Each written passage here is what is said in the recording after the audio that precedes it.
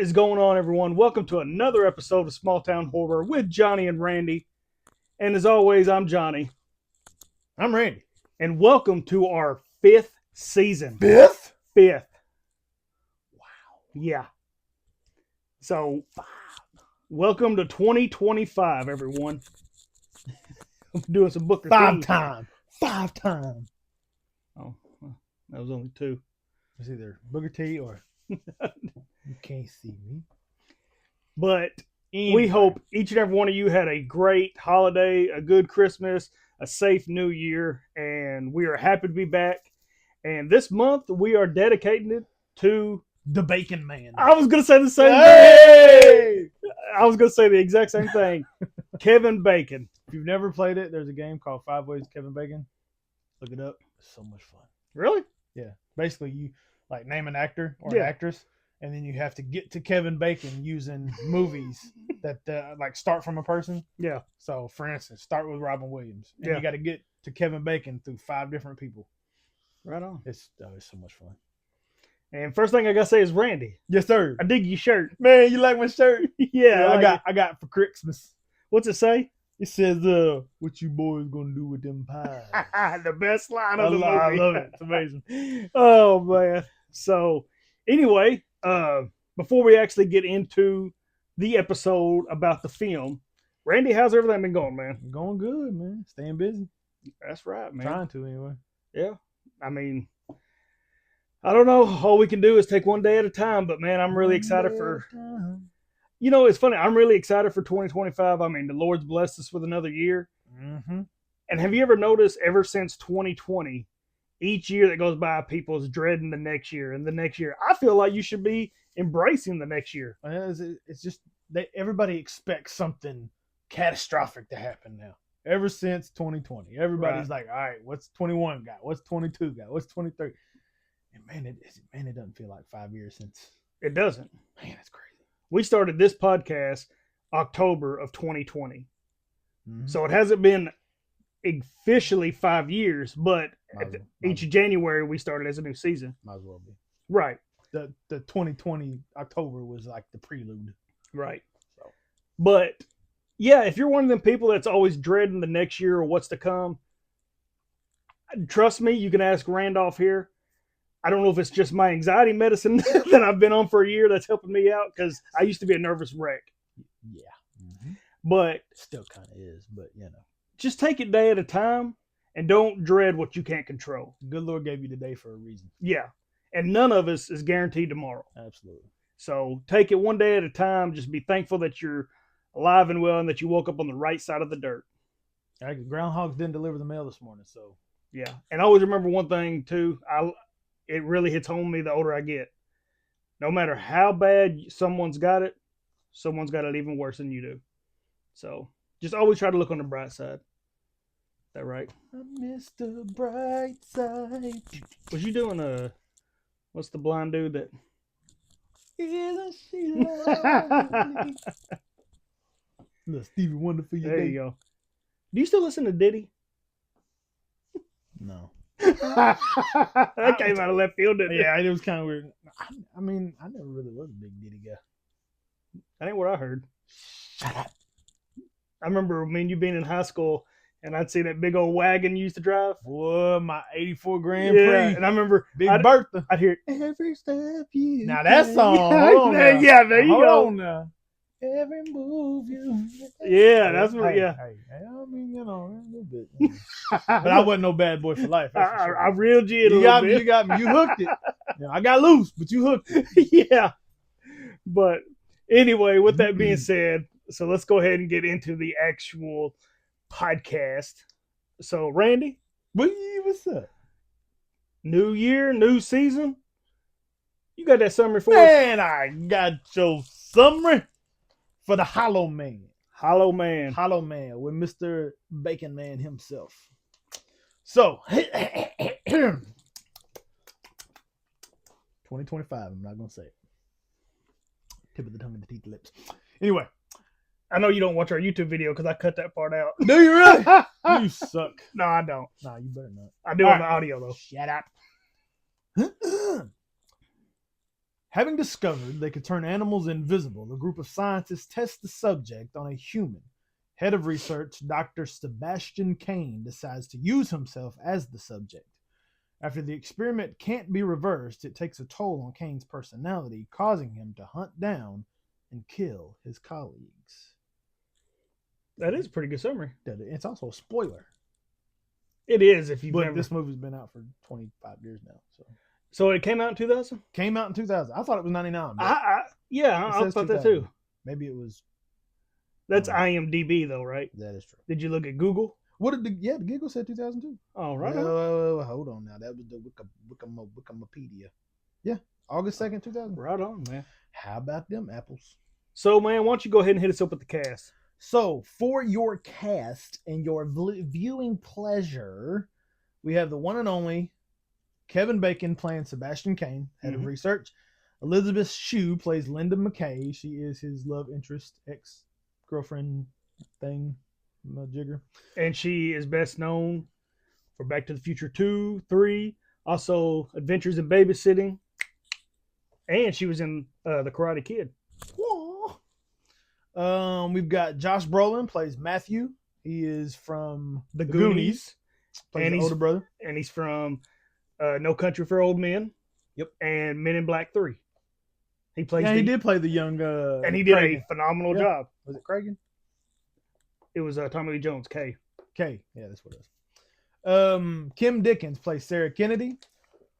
We've got Greg Grunberg played Carter Abbey, which was one of my favorite characters. Maybe, I don't know. I got a thing for the chunky bearded dudes. I don't know. They always play really good characters. Was he the one that had the headset on, listening to CDs? Yeah. Okay, yeah, yeah. Mm-hmm. He had the worst death. He really did. And it's one of those. We did it tonight. Every time I seen it, I'm like, ugh.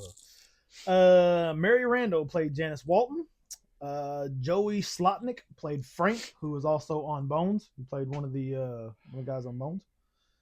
That's really it. I mean, William Devine played Dr. Howard. He was one of the guys that Kane was always going to get the research. Calling Dr. Hine.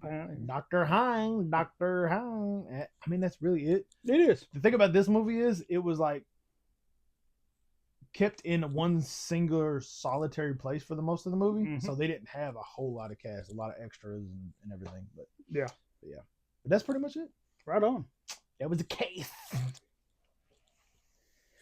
All right, so Hollow Man come out in 2000, and it is rated R, and it is categorized as sci-fi horror. Slasher horror, psychological horror.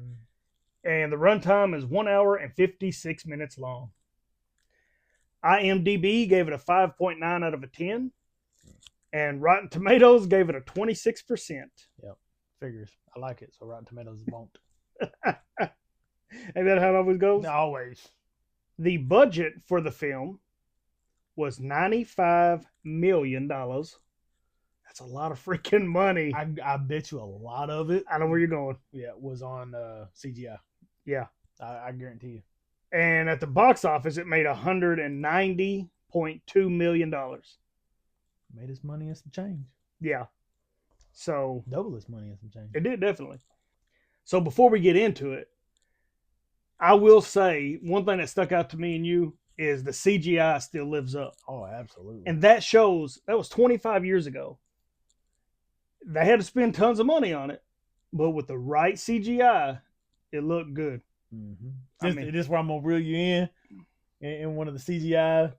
Was better than the practical effects. Yeah, they didn't really have a whole lot in this. I was big say I don't. But this movie is like a shining example of what good CGI can do for you. Right, and I'm not throwing this out there to make you roll your eyes or nothing, but like even some of today's biggest box office movies, the CGI you can tell is fake.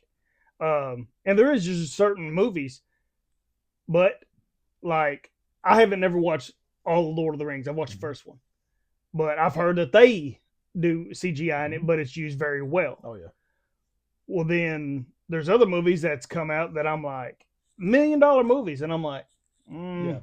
But like a lot of like if you watch a lot of movies today, and even like within the past say 20 years, yeah, a lot of your big army battle scenes, you think of Troy, you think of Game of Thrones, you think of stuff like that. They use CGI to implement the different soldiers, so they're not having hundreds of thousands of people and there's extras. You know what I mean? Right. So they'll CGI a whole lot of extras into those battle scenes, Yeah. and you can't tell because most of them are shot from far away. Right. Like in Troy, when they're storming Troy, they show you a huge line of soldiers all up and down the beach. Obviously, they didn't have thousands and hundreds of thousands of people. Right. They just CGI'd a bunch of people, but they did it to the point to where you knew that wasn't that many people. It was CGI, but you couldn't get up close enough to see how bad or Right. that the same dude was standing It beside didn't himself. take you out of the moment. Yeah, exactly. And I will say this: I feel like in the last, okay, we'll just say 25 years, one of the best CGIs that I've seen used, and I think agree with me, is Godzilla -1. Oh yeah. Yeah. That the Godzilla looked phenomenal, and all the destruction looked really good. Like I haven't gotten into a lot of the Godzilla movies like you have, Right.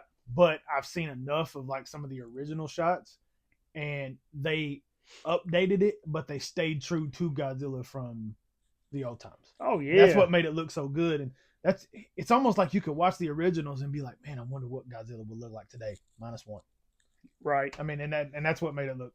But so that's good. what's cool, is because I feel like that movie, because after you watched it, you were like, dude, that was great. Yeah. And that's one of those, when they come out with part 2, I could see me, you, and Jody being like, let's go to the movies and watch it. Yep, absolutely. Get some avocado grill. That's a Mexican restaurant about, what, 30, 40 minutes away from us? If I can get there in 10 minutes. It's so good. All right. But, I mean, I do. I feel like the CGI still lives up to this day. Yeah, just some of the anatomy shots that you get in the Yes. two different phase shifts. Man, it's crazy. Well, one that really stuck out to me is when he's turning, when they're trying to make him come back, the flesh and the muscle tissue that it's showing, you can tell, like if somebody walked in and was watching, they could tell that's Kevin Bacon. Yeah. And it was all CGI. It wasn't makeup. It wasn't latex on Kevin Bacon. Yeah, there's a little fun fact going into that, but we'll get into it here in a minute. Right on. All right, so let's go ahead and get into it.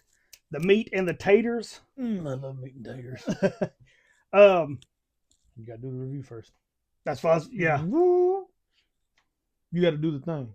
All right, so The first one of the year. first pulling scale The what? of 2025. The 2025 pulling scale? Pulling scale. Pulling? Scale.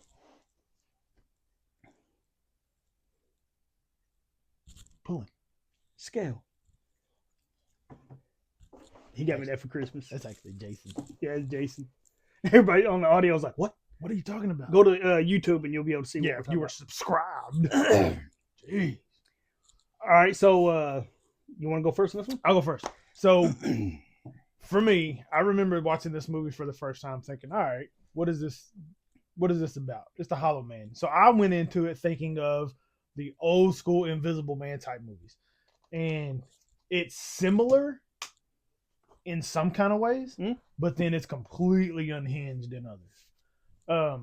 One of the things that I like most about this movie is the graphics and the way they do the CGI for the phase shifting in and out. The anatomy that they put together for the gorilla and for Kane. It's like, I don't know anatomy, but without knowing anatomy, I can say that's probably what it looks like. Yeah. You know, yeah. And then the way it almost looks like when they're shifting, when Kane is shifting into the invisibility, yeah, it almost looks like his skin just starts burning itself. It does. And then just kind of ripping. And I can imagine that you can't feel it. You know it's fake. But I can imagine in my head going, man, I bet that hurts. It reminded me of a spider web. Yeah. It did. It's cool. It really does. And one of the cool things about it is, and during the movie, they actually had an anatomically correct, completely working computer model of Kevin Bacon's entire body. And it was like down to this is down to the last capillary, which is like the skin. And then it was actually donated to scientific researchers. Like they made this thing down to the T to Kevin Bacon for this movie. That's cool. That just goes to show you how much of that 95 million, Yeah. how much of that 95 million probably went to the graphics of this movie. Yeah. Because they didn't have a ton of cast members. Right. And really, Kevin Bacon is the most popular of the cast, I would say. Yeah, for that time. For that time, yeah. Yeah. For the 2000s. I would say him and his love interest in it, because she was well known in the 80s. Yeah, and he was too. So was the Goonies dude. Yeah, but he was really known for more than just the Goonies. Yeah. The older he has gotten, he's gotten bigger. Right. But yeah, the idea behind this movie, and you know the crazy thing about it is, the movie runtime was 1 hour and 59 minutes long, and it kept my attention through the whole movie. I know it didn't seem that long. It doesn't seem like, and maybe it's just because when it's a movie that you enjoy and you like to watch, it doesn't matter how long it is. I know you guys have heard Johnny doesn't like Lord of the Rings movies. He's never watched them all, but he doesn't like them. They're too long for him. No, they're too boring. No, shut up. But because it's not one of those interesting type of movies to him, that 3.5 hours is a long time. Batman with Rob Patterson, The new one. That was a slow burn movie. Yes. But I mean, because it was so slow getting through the movie. Yeah. This one, almost 2 hours long, and it keeps your interest through the whole movie because they always have something interesting going on. The only thing I'll say is like the music didn't really stand out to me.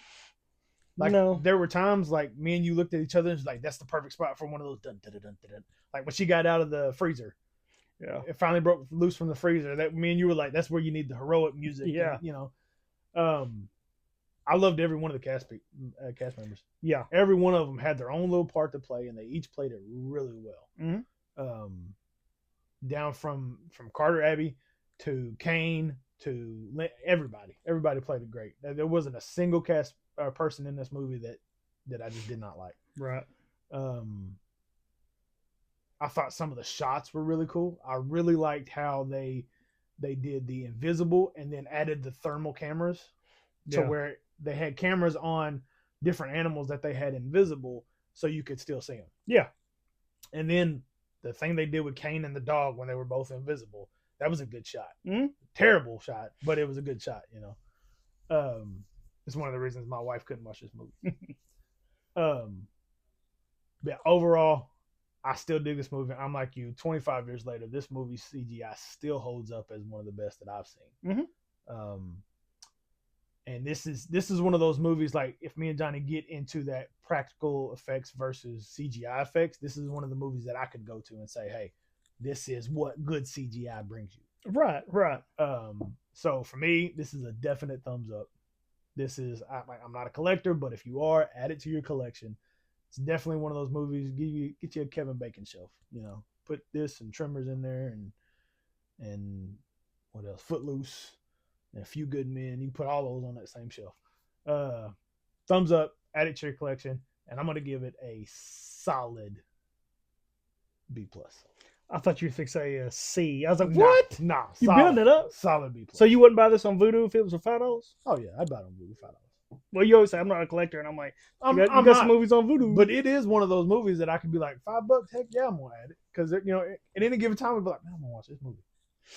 But yeah. Well, right on, man. We're not gonna be too far off because I'm gonna go ahead and say it. Thumbs up.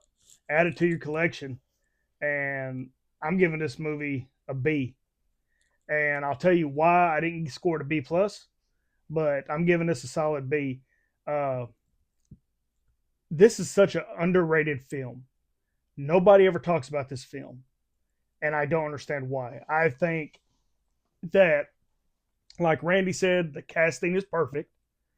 I do feel like every bit of the budget went toward the special effects, which it should if you're going to do this, especially in the early 2000s. This was more like a newer concept.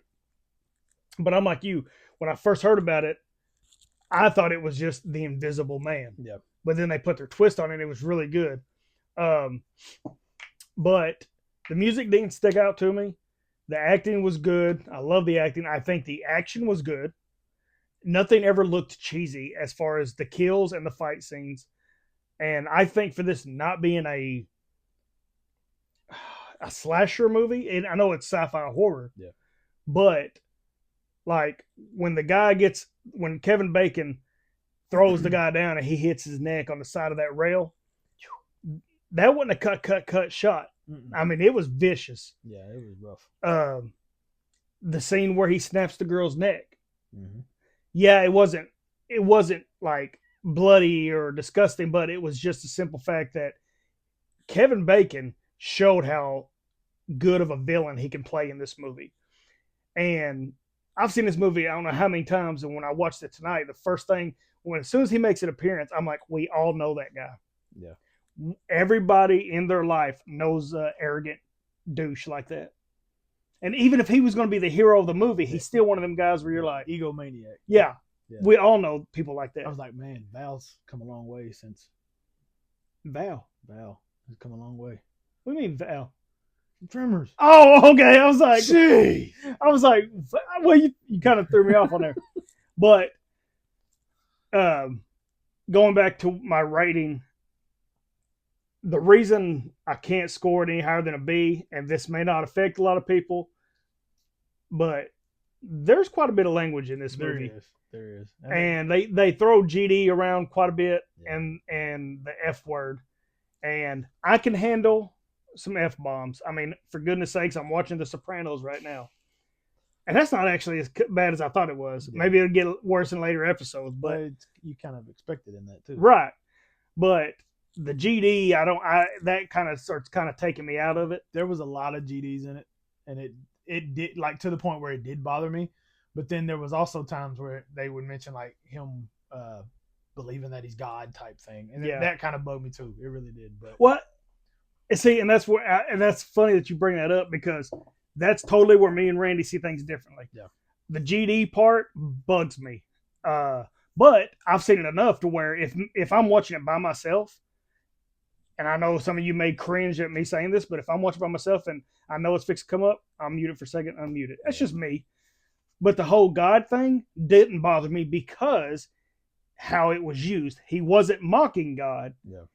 I just thought I like the fact that shows how egotistical Kevin Bacon's character is, because he's so arrogant. And that's what I like, is when she was like, you want to be God? I'll show you God. Yeah.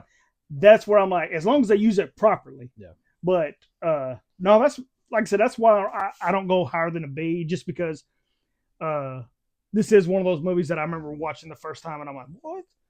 That's got a little bit of language in it. It really does. It really does. It really does. And again, it's one of the things, like, language usually doesn't bother me unless it's used in a movie and it's just there to be there. Yeah. You know what I mean? Like when he got mad and got upset, I get it, because what he's going through. But then there was just, when he was all happy and stuff and he was like, about gosh dang time. And so that's where I'm just like, I could do without that. Yeah. See, one of the things that I like so much, and I if you're done with your... Yeah, I'm done with my review. One of the things I like about this movie so much is it just further enhances the idea of Kevin Bacon being a visual actor. Oh, yeah. On top of being a really good actor anyway. There's a scene where he's going in and he's killing Janice, I think. Which one's that? The black lady. Mm-hmm.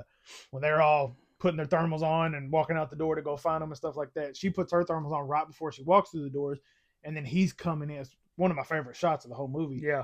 He's coming in with the garrote, but you can still see that it's him clearly, and you can still see expressions on his face.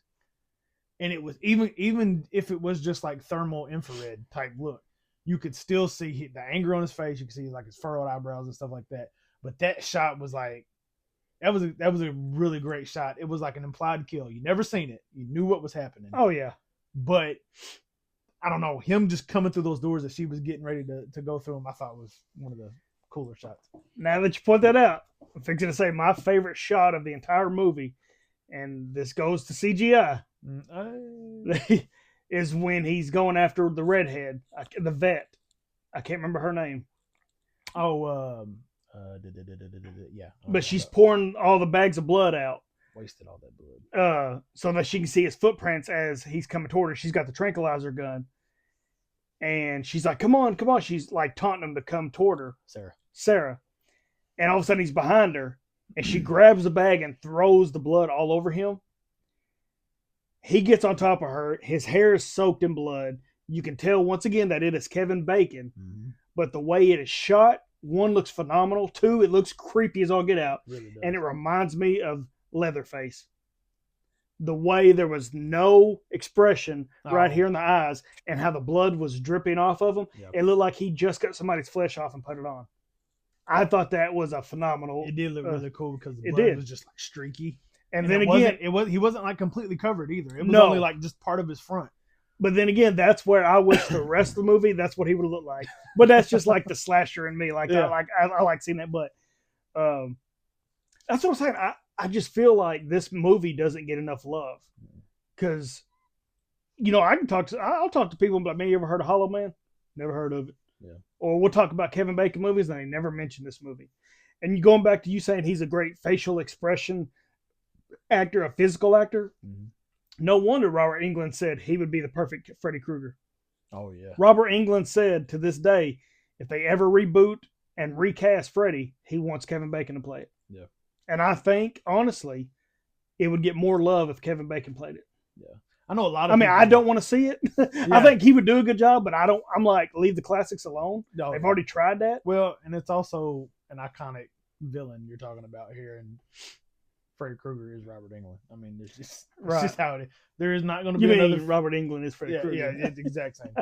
But like, it's just like Johnny Depp is always going to be Jack Sparrow. There will never be another person come in and play Jack Sparrow the way he did. Nah.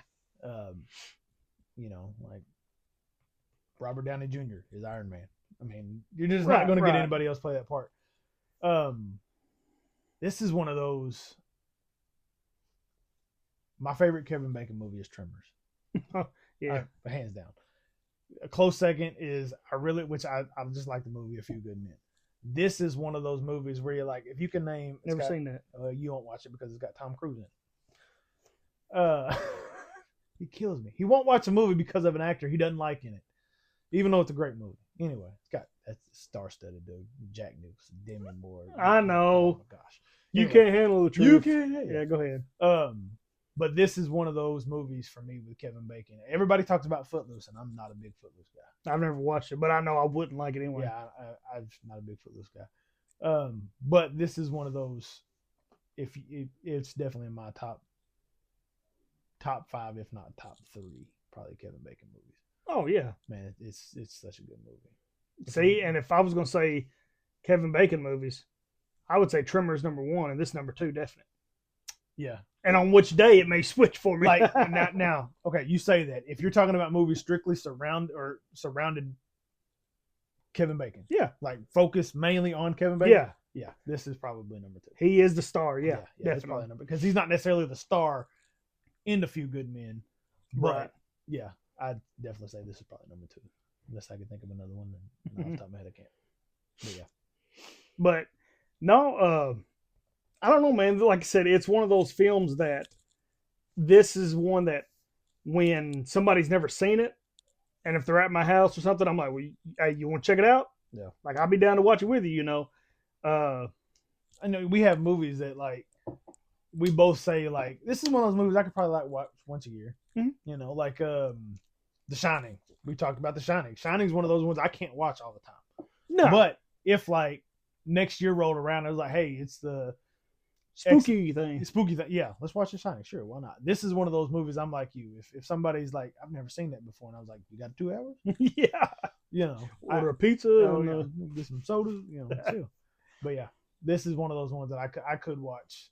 Maybe not every single time I see it on, but I could definitely watch it.